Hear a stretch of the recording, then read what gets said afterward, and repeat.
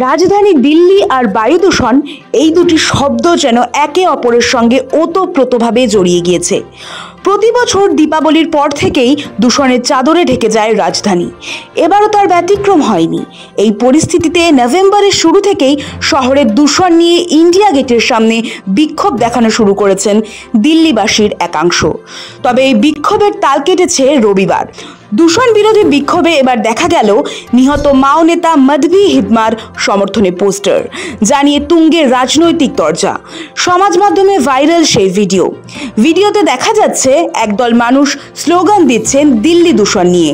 হাতে রয়েছে কিছুদিন আগেই নিহত মাও নেতা মধভি হিদমার সমর্থনে পোস্টার।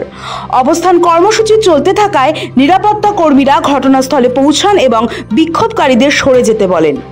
অনুরোধে কাজ না হওয়ায় পুলিশ একে একে তাদের ছত্রভঙ্গ করতে শুরু করে। এই নিয়ে রবিবার সন্ধ্যায় ইন্ডিয়া গেটের সামনে বন্ধ হয়ে যায় যান চলাচল। তারই মাঝে পুলিশ কর্তাদের চোখে লঙ্কার গুঁড়ো ছিটিয়ে দেয় বিক্ষোভকারীরা। এরপরই উত্তেজনা চরমে পৌঁছায়। বিক্ষোভকারীদের সরিয়ে দেওয়া হয় ইন্ডিয়া গেট এলাকার থেকে। সুপ্রিম কোর্টের নির্দেশে এই সিদ্ধান্ত বলে জানিয়েছে পুলিশ। অবস্থান বিক্ষোভ আন্দোলনের জন্য যন্তর মন্তরকে সরকারি জায়গা হিসেবে মনোনীত করা আছে। অন্য কোথাও বিক্ষোভ প্রদর্শন অবৈধ।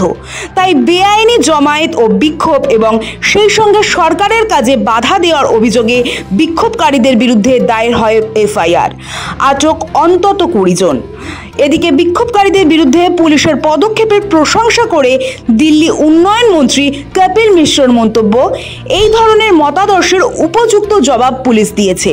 সোমবার এক্স হ্যান্ডেলে একটি পোস্টে তিনি বিক্ষোভকারীদের তীব্র বিরোধিতাও করেছেন।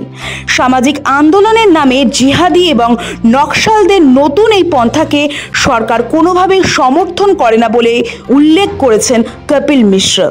ব্যুরো রিপোর্ট, সময়, কলকাতা।